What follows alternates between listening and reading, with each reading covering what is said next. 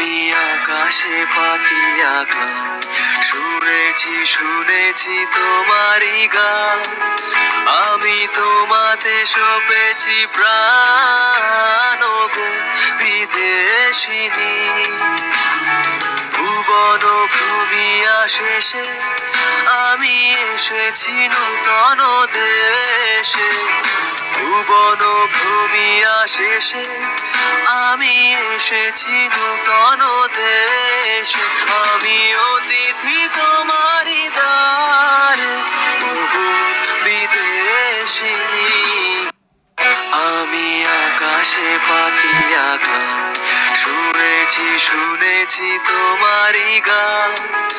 আমি তোমাতে সপেছি প্রাণ গো বিদেশিনী।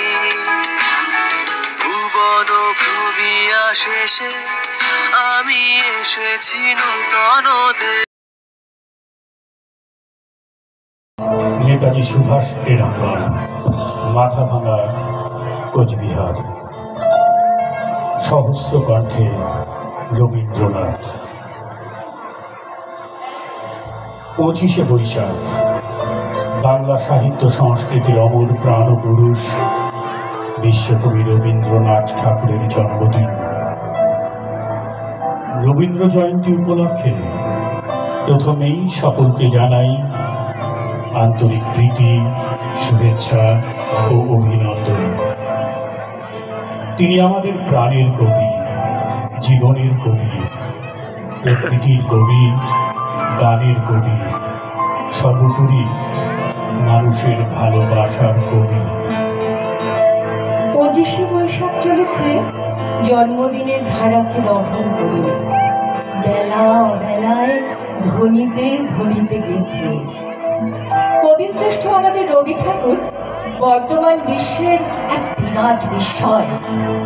কেবল কবিশ্রেষ্ঠ হিসেবেই নয়, সর্বশ্রেষ্ঠ চিন্তাবিদ রূপেও তিনি সারা বিশ্বে সম্মানিত। মানব জাতির এমন কোনো চিন্তা নেই, এমন কোনো ভাব নেই যেখানে তিনি বিচরণ করেননি বা নতুন দিগন্তের উন্মোচন করেননি।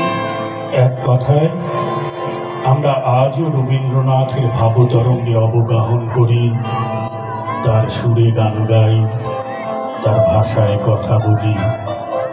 আমরা রবীন্দ্রনাথে মরি ও বাঁচি।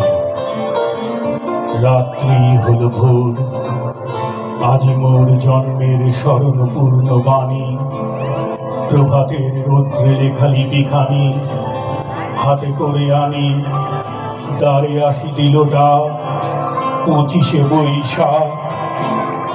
জগতে আমরা অনেক কিছুই চোখের দেখা করে দেখি, কানের শোনা করে শুনি, কিন্তু অতি অল্পই আপন করে পাই। আপন করে পাওয়াতেই আমাদের আনন্দ।